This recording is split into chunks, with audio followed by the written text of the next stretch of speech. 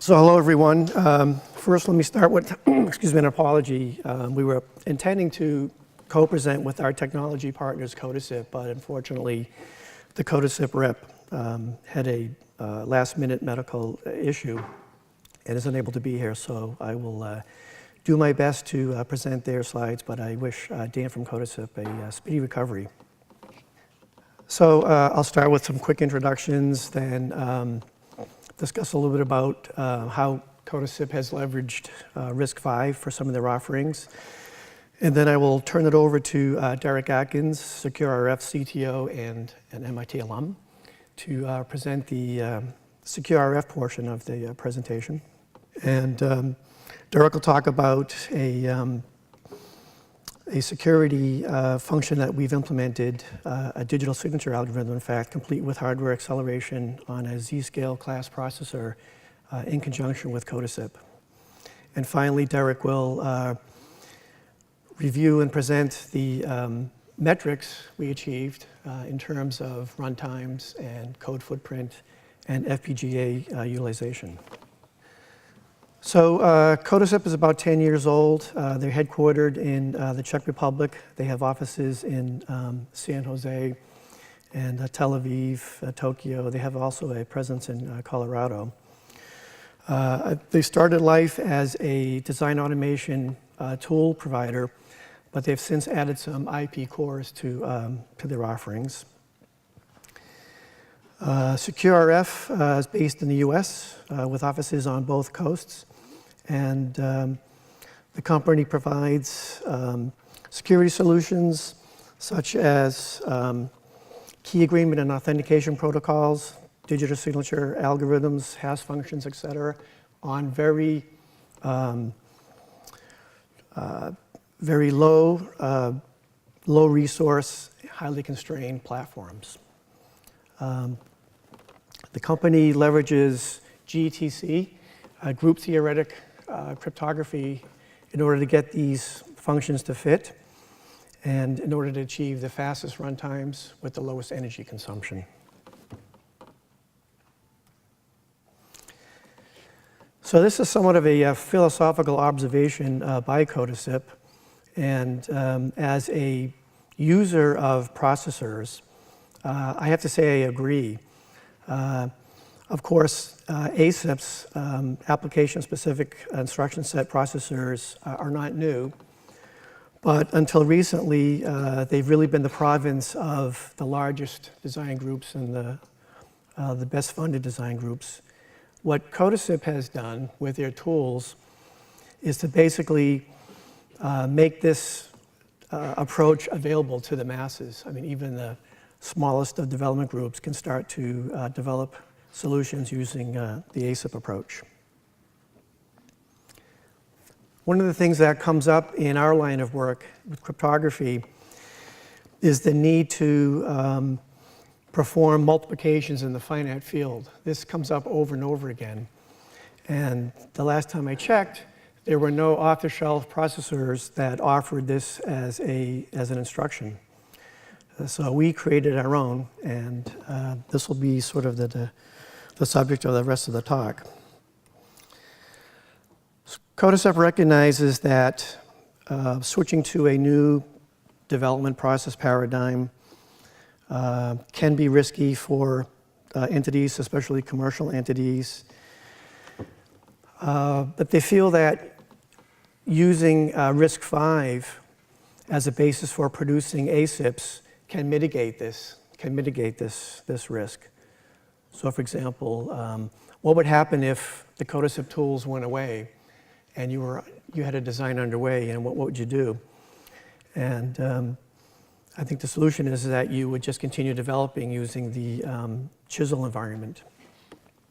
So this is a fairly complicated slide. I'm not sure if you can read all the details in the back of the room, but basically it says that the essence of the Codasip tools, the Codasip approach, is that you start with a high-level processor model, processor design, and then you perform some functional simulations and perhaps iterate a little bit until you get the design the way you want it to.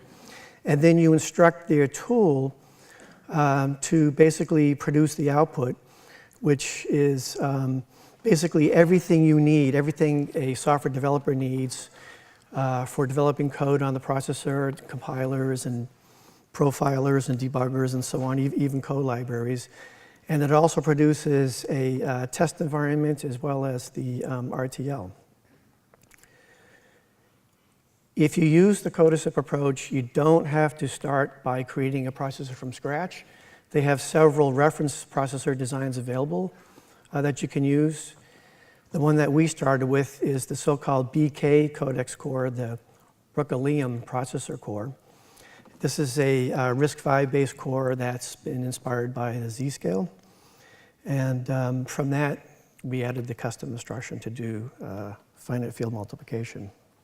So with that, I would like to hand it over to Derek. And again, I would like to apologize on behalf of Codasip. I can tell you that from our experience so far working with them, their tools work great, and their support is exemplary. So I'm sorry they couldn't be here in person, but I would encourage you to visit their website and see what they're all about. Thank you. So hi. Basically, SecureRF has a bunch of cryptography that works extremely efficiently in low-power, small embedded devices. We're going to talk about how we can apply this to RISC-V and why RISC-V is really an interesting conglomeration between us and the tools that Codasip provides that you can really make a compelling story. We have, as Jake said, a combination of toolkits for key agreement, authentication protocols, digital signatures, and hash functions, of quantum cryptography, quantum resistance cryptography.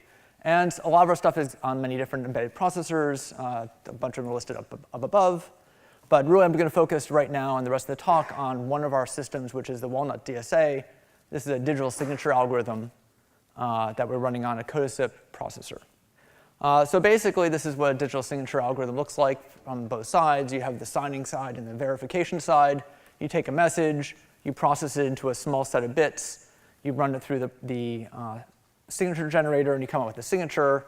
On the other side, you take that message, you run it through that same hash processor to get the small number of bits, take the signature, and verify it, and you get a yes, no, valid or not. So basically, on a small Codasip-based processor, we are approximately 46 to 178 times faster than ECC, doing a verify operation, and I'll get to that again later. So the platform we're using is the platform you'll be using at the tutorial. It's a Microsemi Smart Fusion 2 board. In fact, we'll have a demo of this later tonight. If you come over to Google and come to our table, we can actually show you this, what we're doing. We use the Codasip tools to generate the CPU and everything involved. So at first, we just started by, well, let's just create it in software. We have it already. It's in C. And let's just port it over to the Codasip processor, the RISC-V, and see what we get. So this is the results of that. So we compiled it down, and we got a verification time of 10.7 milliseconds versus a comparison with micro-ECC, which took 680 milliseconds. So basically, at this point, just in software only, we're already 63 times faster than an ECC verification. And you can see that by our code size footprint, we're also half the size.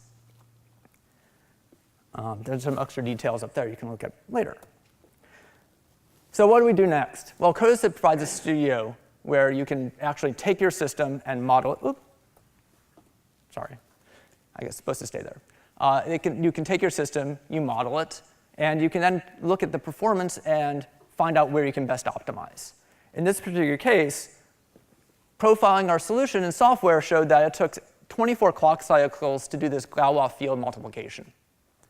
Now, 24 clock cycles might not sound like a lot, but now imagine if you can do that in a single clock cycle. And RISC-V is awesome in that it has a thing called extended instructions. So you can do a custom instruction in hardware that will perform this operation for you. So you can take your software, you can then optimize it by doing these custom instructions. So basically what we did is we took that Galois field multiplication and we wrapped it into a function, and it has some hardware and a custom function, and now it can do 4 of them in parallel in hardware, but using Codasip's tools, it actually just looks like another function call. And as far as RISC-V is concerned, it is another custom instruction. So this provides software support and hardware support. So Codasip's tools allow you to model and test this. So you don't necessarily need to be doing it in hardware. You can do the modeling and evaluations at the software side. So we have the software-only implementation. Then you have the software emulation, which is what the hardware support is. And then you actually have the hardware implementation that you would use on your solution.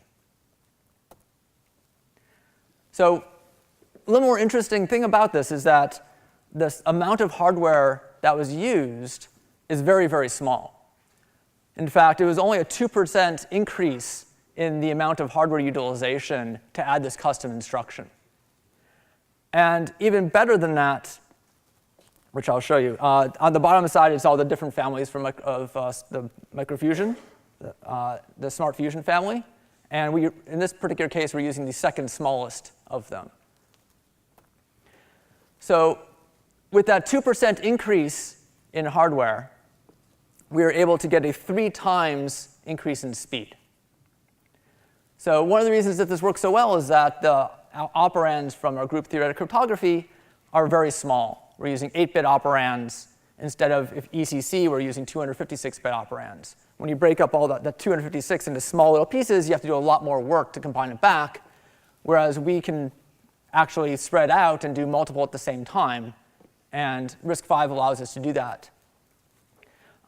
It turns out that because it's 137 extra logic elements we needed to do this work, because of the way it works, the way the math works, the way the small instructions, the small pieces, it actually is a very small overhead, and as said, for a 3 times speed increase. So not only is that, because we were able to move this function over into hardware, it reduced the code size.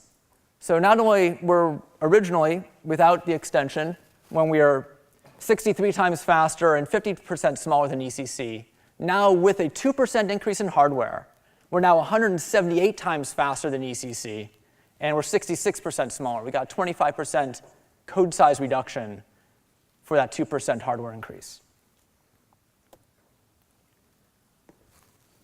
So basically, our group theoretic cryptography starts out faster than ECC, but it's actually even, with the hardware acceleration, you can get even blazingly fast speeds, specifically because we're using the hardware and because our small operands allow us to do stuff in parallel very easily.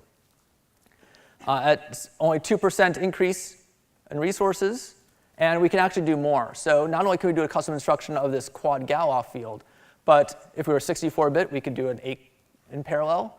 Or we can even take more of the algorithm put into hardware in custom instructions. We can take a look and do more optimizations.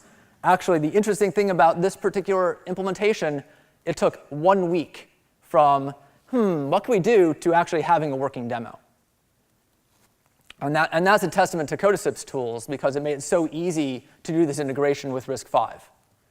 So think about that. 1 week from having a software implementation to getting a 3 times speed increase and code size decrease for a 2% increase in hardware. So you still need to be it's still RISC-V. It's not a custom ISA. And it has full LLVM support, which is part of Codasip's tools. And it just reduces the risk, again, because the tools are open source, so if something disappears, everything's still available. So, how can you try it for yourself? Well, first of all, you can come and visit us tonight. We have the poster session. We'll have a demo available. The Codasip tools are actually available online. You can get them from the website. And the Galois Field 32 design files are also available from the Codasip site.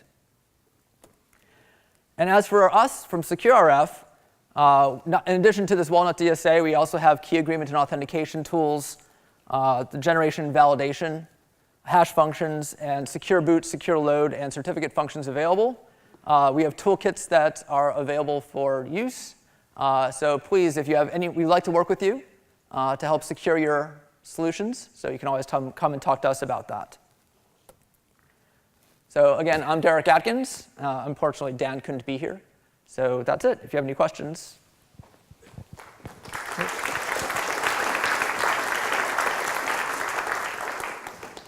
Thank you. I'm Tariq Bashir from UMass Amherst. I have a question. Have you explored other digital signature schemes like Schnorr digital signature scheme? Because it also has a very low footprint on embedded devices, especially in constrained environments. Schnorr digital signature scheme. And did you also try AES in the Galois counter mode? Because you were talking about Galois fields and Galois multiplication. Have you tried like massively parallelizing AES in Galois counter mode? And the third question is this the Walnut DSA, is it patented or you can use it, like anyone can use it?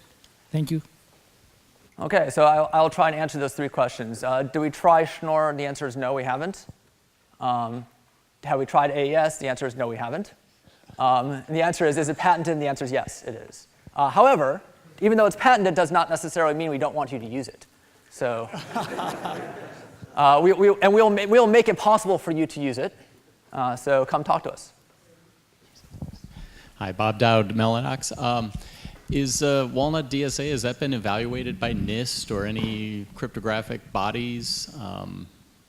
You know, this world of cryptography has been filled with a lot of folks inventing new algorithms. How is it provably secure?